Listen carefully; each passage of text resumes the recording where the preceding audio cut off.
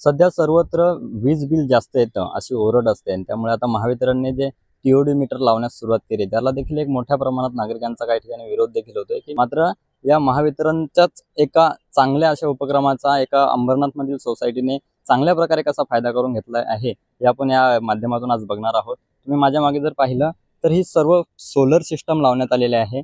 शासनाकडून देखील या सिस्टमसाठी अनुदान मिळालं होतं, सबसिडी मिळाली होती। त्या सबसिडीच्या माध्यमातून आणि सोसायटीने आपल्या ज्या फंड असतो त्या माध्यमातून ही सोलर सिस्टम बसवली आहे। कुठेतरी 15 ते 20-30 हजार रुपये जे बिल येत होतं या सोसायटीला अवघं 800 रुपयापर्यंत हे बिल आलेलं आहे। आणि ही नक्की संकल्पना काय आहे, या संकल्पनेचा उद्देश काय आहे आणि या माध्यमातून आता जनजागृती करण्यासाठी काय काय या सोसायटीमध्ये माध्यमातून प्रयत्न होत आहेत ते आपण या सोसायटीच्या माध्यमातून जाणून घेऊयात। सर, काय सांगाल, ही आपण संकल्पना चांगली राबवली आहे आणि यापूर्वी तुमचं किती बिल येत होतं आणि आता त्यामध्ये कसा फरक पडलाय? नमस्कार। सर्वप्रथम मला ही सांगायचं की आपली सोसायटीची जे बिल येत होती ते 35 किंवा 40 हजार पर्यंत दर महिन्याला आम्हाला येत होती। आणि आमच्या कमिटीमध्ये ही म्हणजे नेमकं एक डिस्कशन व्हायचं की आपल्याला काय करायचं पुढे बिलामध्ये जर कमी करायचं असेल तर आम्ही काय केलं की गव्हर्नमेंटच्या वेबसाईटमध्ये आम्ही गेलो। आम्हाला असं माहिती पडलं की आता जर समजा की सोसायटीमध्ये आपण असा सोलर पॅनल जर बसवला तर आपल्याला फार बेनिफिट आहे, खूप जास्त बेनिफिट आहे।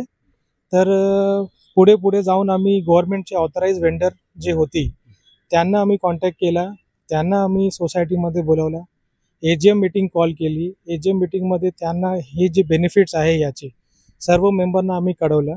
मग मेंबरनी पण आम्हाला सहभाग केला, ते अप्रूव्हल दिलं। मग नंतर बाकीचे जे प्रोसिजर्स आहे आम्ही करून आज आम्हाला बिल 800 पर्यंत येतं।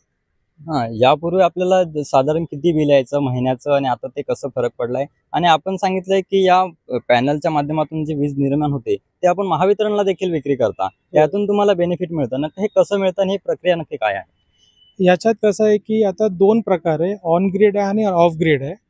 कारण की ज्या ठिकाणी महावितरणचा वीज जे सर्व्हिसेस सुरू आहे तिथे आपण ऑन ग्रिड सर्व्हिस आपण घेऊ शकतो। तिथून त्याच्यात काय होतं की आपण जो बिल आपण म्हणजे जो पॉवर आपण जो जनरेट करतो ते आपण जनरेट करून आपण महावितरणला आपण सेल करतो।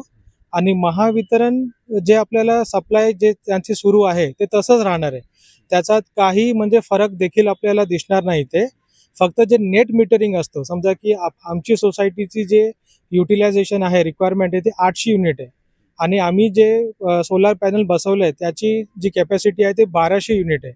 तर त्यामुळे जर समजा की जे नेट एक्सेस आम्ही जनरेट करतोय 400 युनिट ते नेट करून महावितरण आम्हाला बिल ते पाठवतात आणि कमीत कमी जे मिनिमम बिल आहे ते आम्हाला ते सेंड करतात। त्याच्यात एक ॲड करतो, कारण की ही गव्हर्नमेंटची स्कीम आहे तर गव्हर्नमेंटनी आम्हाला सबसिडी पण दिलं आहे। सबसिडी म्हणजे समजा की आमचं 2 मीटर आहे ए आणि बी विंगमध्ये, तर 1,73,000 आम्हाला ए विंगच्या बिल समोर मिळालं आणि बी विंगच्या समोर आम्हाला 1,81,000 असं मिळून आम्हाला 3,64,000चा आम्हाला बेनिफिट पण मिळाला। इन्स्टॉलेशनची जी टोटल खर्च जे आम्ही सोसायटीने केली ते 12 लाखाची झाली आमची आणि 3.5 लाखाची बेनिफिट गव्हर्नमेंटने आम्हाला दिली। आणि आमचा जो वर्षाचा जो वीजचा जो खर्च होता तो 4,81,000 असा व्हायचा। तर आमच्या कमिटीमध्ये हेच म्हणजे डिस्कशन नुसतं म्हणजे राहायचं की आपल्या वीजमध्ये आम्ही कमी कसं करायचं।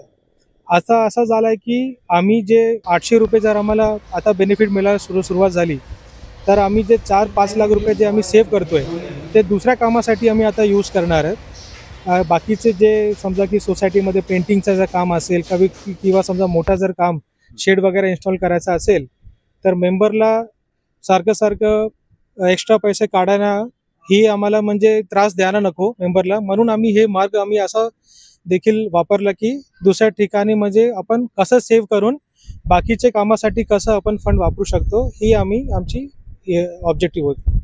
एकीकडे जर पाहिलं तर काही लोकांमध्ये अद्यापही याच्यामध्ये जनजागृती झालेली नाहीये। सोलर पॅनल ही सिस्टम आपल्याला सोसायटीसाठी कशी घेता येईल याच्याबद्दल बरेच गैरसमज देखील आहेत आणि काही लोक याच्यासाठी पुढाकार देखील घेत नाही, काही घाबरतात। तर आपण या अशा लोकांना किंवा सोसायटी ज्या आहेत अंबरनाथ शहरातील यांना काय आवाहन करा? याच्यात ना घाबरायला काय नाही आहे, कारण की प्रधानमंत्री सूर्य योजनामध्ये ही आहे। आपल्याला काय करायचं आहे, फक्त तो वेबसाईटमध्ये जाऊन जे अप्रूव्ड वेंडर्स आहे त्यांना तुम्ही कॉन्टॅक्ट करा, ते बाकीचे जे प्रोसिजर्स वगैरे आहे ते सर्व तुम्हाला सांगतील. आणि एकदा समजा की अप्रूव्ड वेंडर करून जर तुम्ही हे सगळं इन्स्टॉलेशन वगैरे करून घेतला ना, तेव्हा तुम्हाला बेनिफिट मिळेल. जर समजा तुम्ही कोणत्याही लोकल वेंडरकडे जाऊन तुम्ही जर ही इन्स्टॉलेशन जर केली तर त्याच्यात तुम्हाला काही बेनिफिट मिळणार नाही. कारण की government approved vendor, government approved parts ते लावतील. गव्हर्नमेंट अप्रूव्ड सप्लायर्स आहे. ही जे सोलर पॅनल जे आम्ही लावली आहे वारी कंपनीची आहे, ते अप्रूव्ड वेंडर आहे गव्हर्नमेंट ऑफ इंडियाची. तर याच्यामध्ये घाबरायची काही आवश्यकता नाही आहे. फक्त तुम्ही अप्रूव्ड वेंडरला कॉन्टॅक्ट करा. जर तुम्हाला पाहिजे असेल तर मी पण शेअर करू शकतो वेंडरचं नाव, डिटेल्स वगैरे. या माध्यमातून तुम्ही त्यांना डायरेक्ट कॉन्टॅक्ट करून काम करू शकता. तर हे होते आपण एका चांगल्या अशा उपक्रमाचा या माध्यमातून आढावा घेतला आहे. आणि इतर देखील सोसायटींनी अशाच प्रकारे वीज बचतीसाठी शासनाच्या योजनांचा फायदा घेऊन आपला कसा या आपल्या सोसायटीचं वीज बिल कमी करता येईल यासाठी प्रयत्न केले पाहिजेत. दर्शन सोनवणे, नवराष्ट्र, अंबरनाथ.